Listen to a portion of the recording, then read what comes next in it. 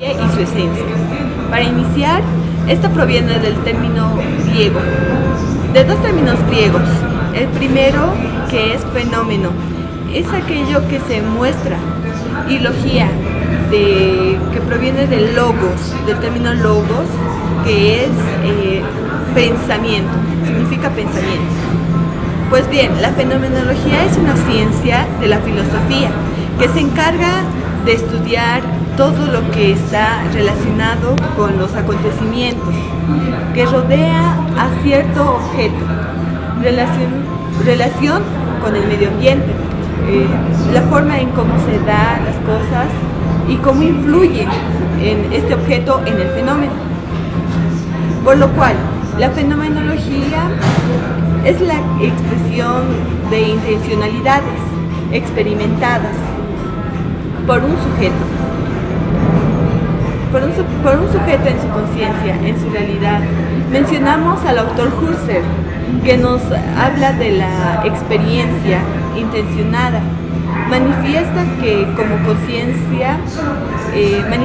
conciencia, lo convierte la filosofía en ciencia, siendo la conciencia, por tanto, la expresión misma de la realidad, experimentada e intencionalmente. Fenomenológicamente no es posible concebir la conciencia como estructura interna del sujeto que espera ser afectada por los objetos.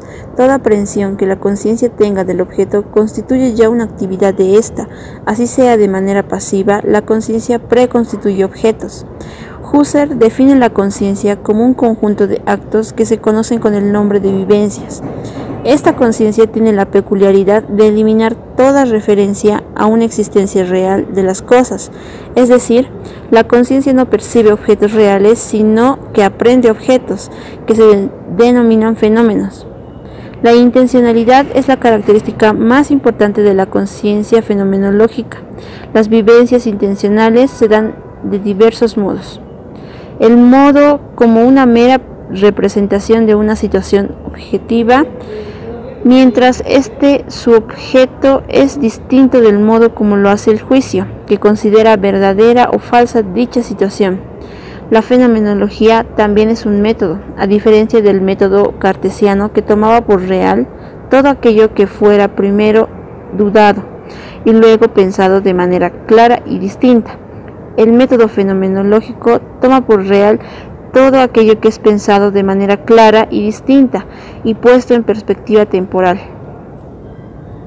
El principal representante de la fenomenología es Edmund Husserl, quien nació el 8 de abril de 1859 en la ciudad de Wrocław, ubicada en la histórica región de Moravia, que por aquel entonces formaba parte del Imperio Austriaco y hoy pertenece a la República Checa. Creció en el seno de una familia judía. Husserl estudió al principio matemáticas, principalmente en las universidades de Leipzig y Berlín, con los entonces famosos profesores Leopoldo y Kant. Se fue a Viena.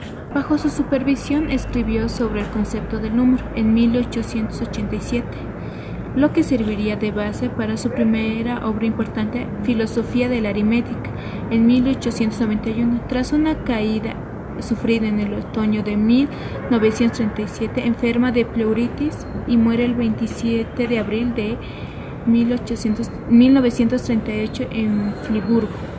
Entre otros representantes de la fenomenología está Immanuel Kant. En la Crítica de la razón pura, diferenció entre objetos como fenómenos, que son los objetos formados y asimilados por la sensibilidad humana, y el entendimiento de los objetos como cosas en sí, que no se aparecen en el espacio y el tiempo, y sobre los que podemos hacer juicios legítimos.